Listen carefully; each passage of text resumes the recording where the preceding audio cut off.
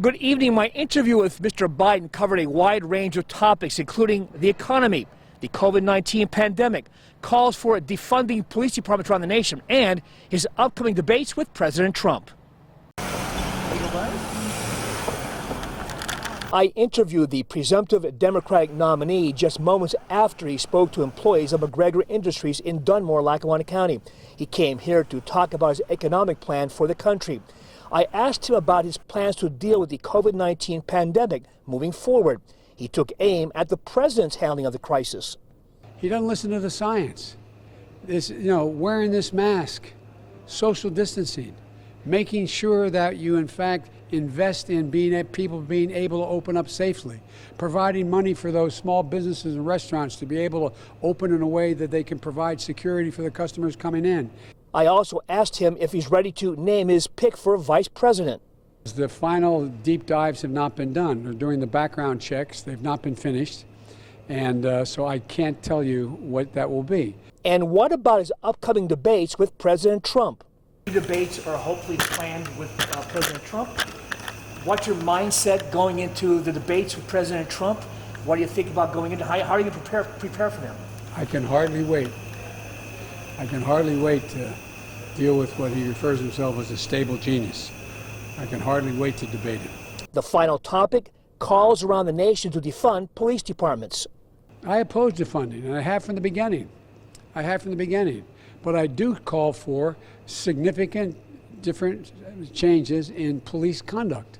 As for the economy, Mr. Biden insists that the economy under President Trump is not benefiting all Pennsylvanians or Americans, and he says he'll work to change that. Reporting in Dunmore, Lackawanna County, Andy Mehalshick, Eyewitness News.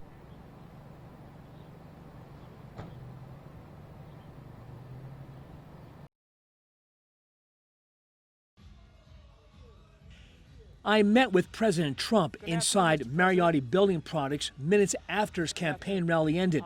My first question dealt with the news that broke early Thursday about the federal indictment of his one-time advisor, Steve Bannon. Bannon allegedly defrauded hundreds of thousands of donors in the so-called Build the Wall project. We have nothing to do with that. That was a project that was started with a group of people, but I know nothing about it other than I was against it.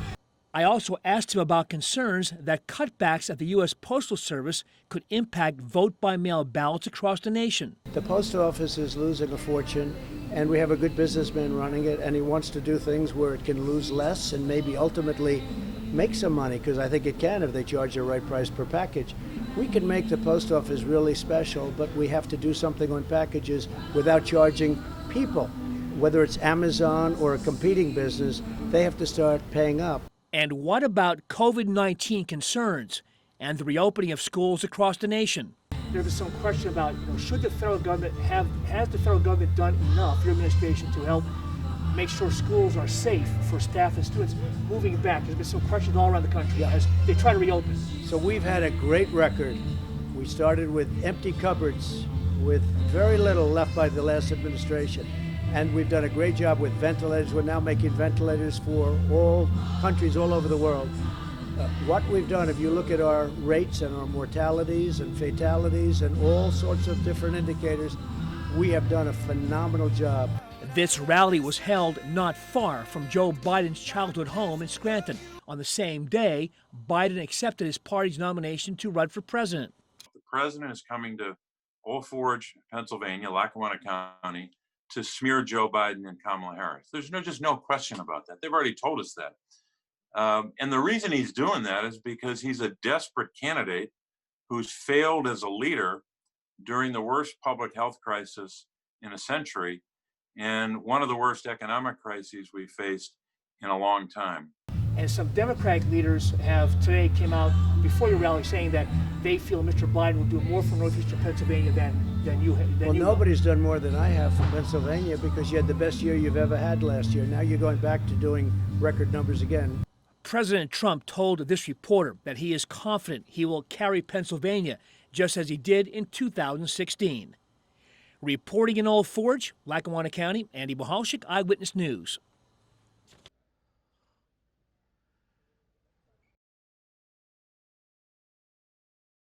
Joe Biden knows full well that a victory here in the Keystone State could pave the way for him to win the White House.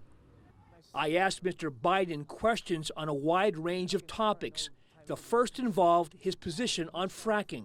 What do you want Americans, especially those who are connected to the natural gas industry and fossil fuel industry, what they can expect under a Biden administration should you be elected? I will not ban fracking. I said no fracking on federal land. I will not ban fracking, number one. And number two, the coal and, the natural gas industry and oil is not going to be fundamentally changed. They're already in transition. What I'm saying is that we will not continue to subsidize, give tax breaks to the oil companies, which amount to $40 billion. They will not get that, and that money will be put into research and development to figure out how to carbon capture what's coming off of gas and oil.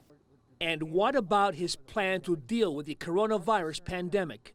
Look, follow what the scientists are saying. If we just wore these masks, we can save 100,000 lives. I've laid out a detailed plan, how we can open up businesses and how we can open up schools safely. I asked a former vice president about his son Hunter Biden and questions about his overseas business dealings. Questions and controversy continues today about Hunter Biden, your son's. There is no controversy about my son. It's all a lie. It's a flat lie because the president has nothing else to run on. If you notice, while American people are talking about what's happening to their families, he has no plan. In the debate, he has no plan. Everything from the Wall Street Journal, every other major news outlet has said what he's saying is simply not true about my son. But it's classic Trump. And Biden tells me he's not reading too much into polls. I asked him about polling in 2016 at about the same time prior to the election, in which Hillary Clinton was leading then candidate Donald Trump. I'm feeling good about where we are. And let's put this in perspective. Every poll that we're involved with that has us in the lead, and I'm not counting on it, I'm trying to earn every single vote, has us well beyond where Hillary Clinton was. And every poll has him well below where it was, because so far the president hasn't said what he's going to do in his next 4 years that will change anything.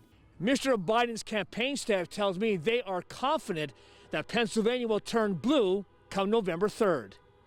Reporting in Dallas Township, Luzerne County from your local election headquarters, Andy Mehalshick, Eyewitness News.